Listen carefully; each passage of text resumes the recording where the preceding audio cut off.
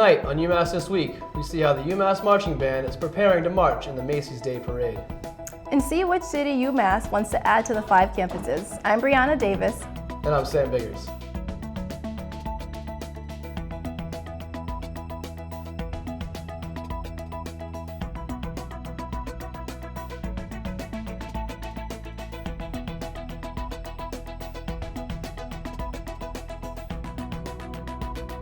This past Friday, police responded to a North Amherst house after a stabbing had been reported.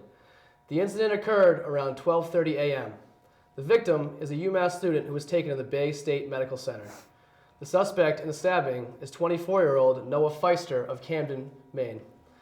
Feister is charged with assault and battery with a dangerous weapon. Yesterday, 40 UMass students from the SGA and SEPA left early in the morning to head to the Boston State House. They were lobbying to have 5 voting campuses per year, as opposed to the 2 we currently have as a university.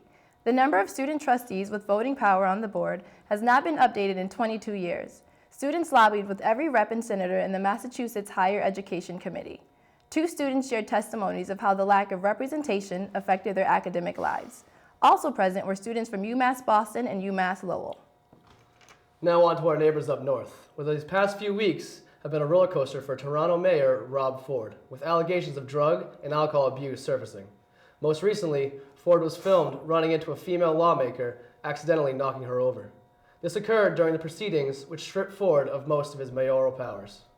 New York City is raising the legal age to purchase tobacco from 18 to 21. While New York City is the first of the major cities to do so, some Massachusetts towns have already done so.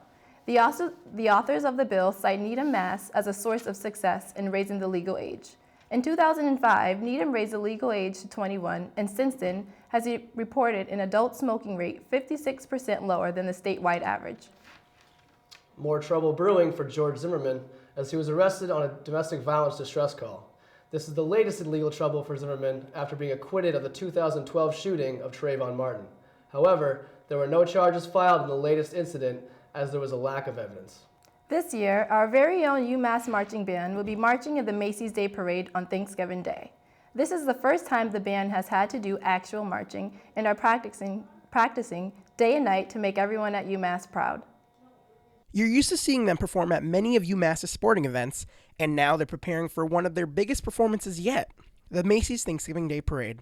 Tim Anderson, the UMass band director, says it's an opportunity of a lifetime that many students are looking forward to. It's just something that our students are really excited about. Our band is the largest it's been in my 3 years here, and I think, doing the Macy's Parade has a lot to do with it. No one wants to miss this opportunity of a lifetime. And I think it's just a great opportunity, not just to show what our band is about, but to tell the UMass's story and 150 years of our campus, be able to share that on a really big stage. The band has been anxiously preparing and will play songs such as Fight Mass and God Bless America, among many others. For many students, this is their first time not only being at the parade, but performing with a new technique. Chelsea LaChance, a sophomore with the band, tells us more. We've been perfecting parade marching, which is very different than show marching because you got to make sure everybody's in step, everybody's in time, matching with each other. We've been practicing turning, so we'll go around the Mullen Center parking lot or recently down by the stadium just to make sure that on the streets of New York we look the best that we can. If you're looking to see the band perform for yourself, UMass will be having an official fan viewing section in front of the Piercing Building located behind me at 1336 Ave between 53rd and 54th Street. However, if you can't make it to New York City that morning, you can always watch a parade by tuning in to your local NBC News affiliate beginning at 9 a.m. Reporting from New York City, I'm James Villalobos for UMass This Week. Be sure to tune in and look for our UMass Minutemen Marching Band at 11:24 a.m. Last week, Snapchat turned down a $3 billion offer from Facebook to explore other options for purchase. While Facebook didn't have a comment, the speculation has been that younger people are spending less time on Facebook and the company is trying to expand its reach to this younger audience Snapchat has acquired. This weekend will mark the 50 years since the assassination of President John F. Kennedy in Dallas. Cities across the country will hold events to mark the anniversary. UMass This Week's Chelsea Lawson has more. Chelsea? Thank you, Brianna. Dallas, Texas especially has a number of events to commemorate one of this country's finest leaders. November 22nd, 1963, half a century ago, JFK was shot on Delhi Plaza, yet his memory still lives on. Events being hosted over the weekend will include a live rebroadcast of CBS News coverage from the day of the assassination.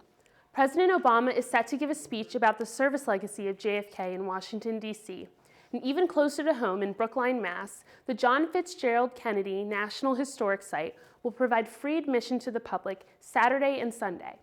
This Saturday, November 23rd, Dallas will be holding a day of service called JFK Day to honor the memory and service legacy of President Kennedy. Reporting for UMass This Week, I'm Chelsea Lawson. Back to you. Thank you, Chelsea. The Graduate Employee Organization rallied in protest on the steps of the Student Union this Friday afternoon.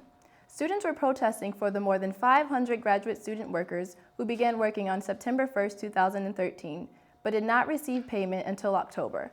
The protest was a means to find a long-term solution to the problem, which has occurred before. Cows in Western Mass are nothing new, but a cow in downtown Amherst, now that gets people talking. Michelle Liu tells us more about the newest addition to North Pleasant Street. It's a big hunk of mooing metal. This brown and white cow named Hope, complete with cowbell, is drawing a lot of attention in Amherst and to the needs of the town's homeless. Hope was brought to life by Sari Gagnon. Last summer, the independent filmmaker was exploring the town's homeless population and working on a documentary, Homeless in a College Town.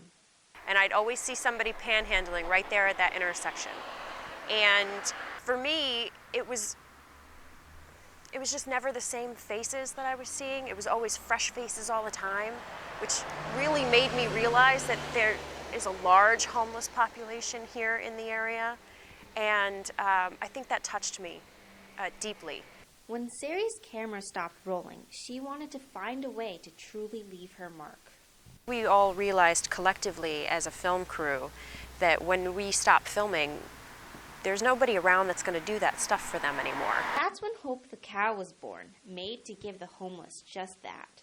We wanted something that was going to kind of keep those outreach efforts going.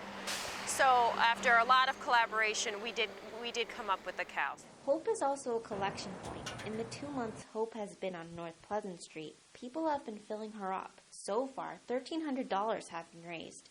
All proceeds going to Craig's Place, Amherst's homeless shelter. Kevin Noonan is the shelter's director.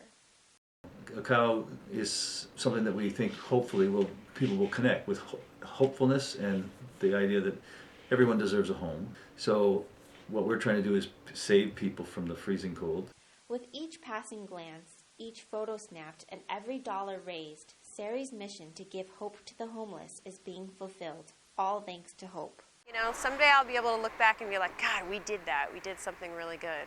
Hope the Cow will take up a permanent residence here in downtown, and there will be some future fundraising events planned as well, including a 5K run in the spring. In Amherst, Michelle Liu. We'll be right back after this.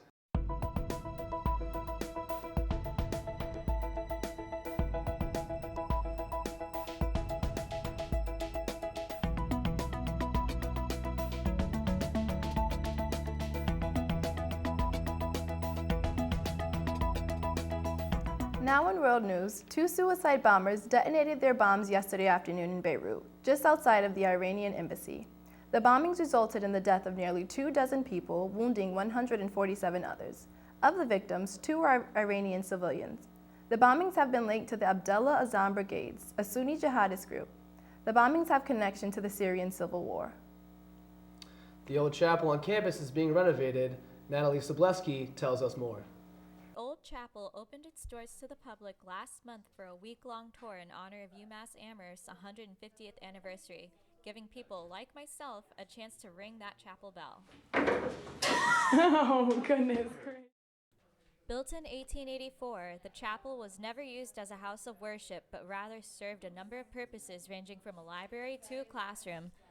It has been closed because of coding restrictions for 17 years, but UMass now has plans to bring the chapel back to life. Anybody that we bring into the building is very excited about the possibility of the renovation and opening it up again and having students, faculty, alums feel at home here. In February of this year, Chancellor Subaswamy appointed the Old Chapel Renovation Advisory Committee to assist in the chapel's renovation and purposing. Chair of that committee, Jay Schaefer, says the Chancellor is committed to this project. Chancellor Swamy is very committed to this project, and partially because we're doing so much new construction on campus. He thought it was a travesty to have this iconic structure being vacant and not being used and deteriorating.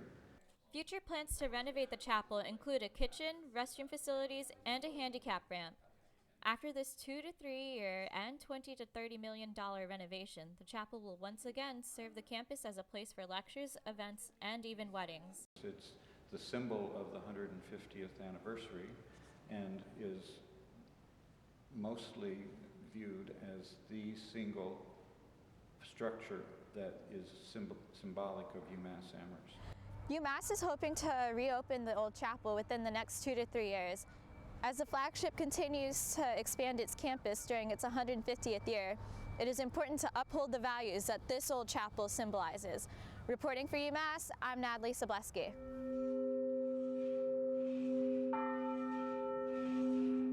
Last Tuesday, UMass basketball stepped into the limelight as their home opener against the LSU Tigers was part of ESPN's Midnight Madness. The Minutemen played well all game, eventually edging the Tigers by 2 points with only 5 seconds to go. The team is now a perfect 3-0 and play again tomorrow, facing off against a good Nebraska squad. And Thanksgiving is soon. See what UMass in the Pioneer Valley is planning for Turkey Day. And see which city UMass is considering as a new campus. Please stay with us. An event tomorrow will discuss the mass criminalization of women in America's prison industrial complex. Speakers are Tina Reynolds of the Five College Public Policy, along with Piper Kerman, author of Orange is the New Black, My Year in a Women's Prison. Her book is the inspiration for the Netflix hit television show of the similar title, Orange is the New Black. The event will take place at 4 p.m. in the Commonwealth Honors Building in the Events Hall. Motorists in Amherst may want to seek alternate routes starting Thursday while work is done on a railroad crossing. The Amherst Department of Public Works reports that Main Street at the railroad crossing will be closed starting at 5:30 a.m. Thursday, so that crews from the New England Central Railroad can conduct repairs on the tracks crossing Main Street.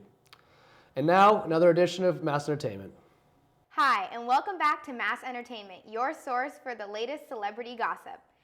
Today, we'll be talking about arrests and rekindled love, and some dirty little secrets. I'm Liz Streppa. And I'm Shannon Barrett.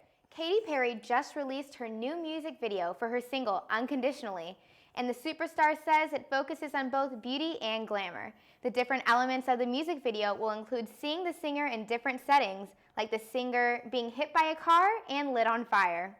The high-production music video provides plenty of artistic imagery while being partially inspired by her romance with John Mayer. It sounds like an interesting video, and I can't wait to see what Katy does next. Sounds pretty spicy. It does. Zesty, I would say. I totally agree. Well, CeeLo Green is back in court today. CeeLo is being charged on the basis of a felony drug case. CeeLo arrived in Los Angeles in court to face the judge, but no cameras were allowed in the room. CeeLo's lawyer said that the lack of cameras will cause the jury members and judge to look at him as a normal person, and it will also help keep untrue news of his case out of the media. CeeLo looked optimistic on his way into the courthouse, but seemed to be nervously talkative at the same time.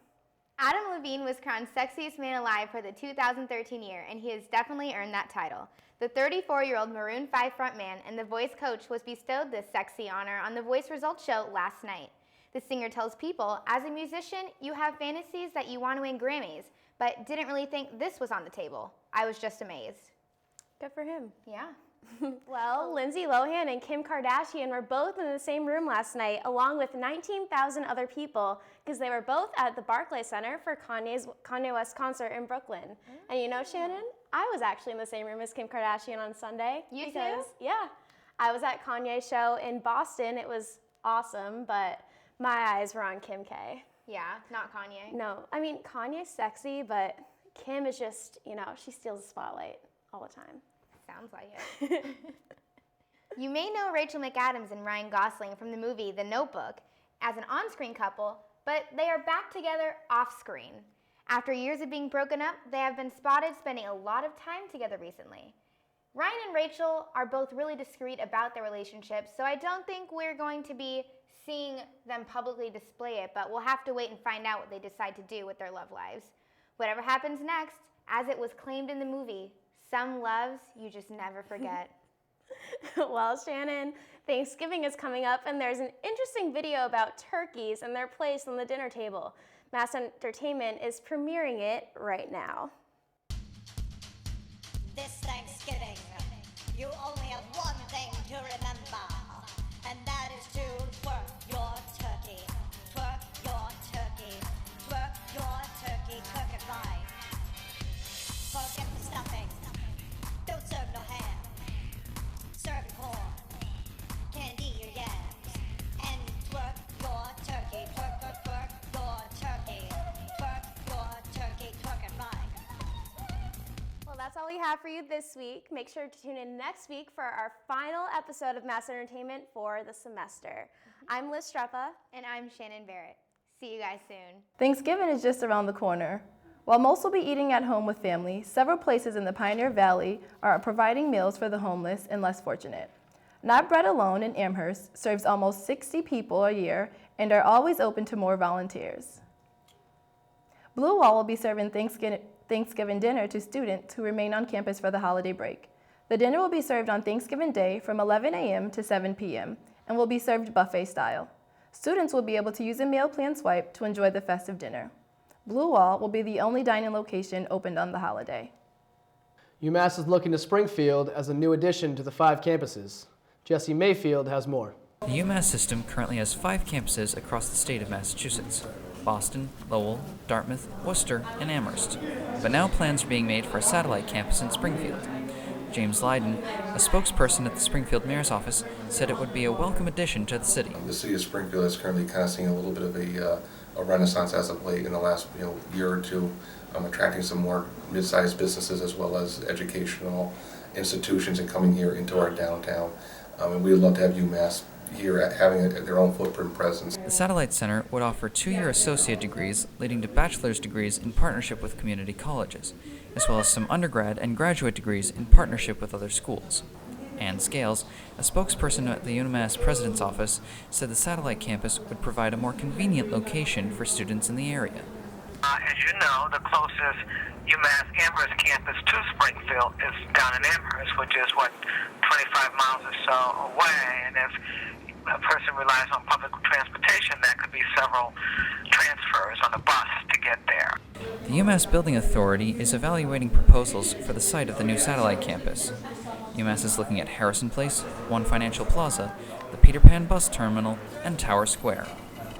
I think we want a location that is convenient for potential students, a location that is suitable for us to build out, to use for classrooms and faculty offices, and that would also be convenient to transit systems. University President Robert Corrett said UMass expects to choose a site and have course offerings done by mid-November.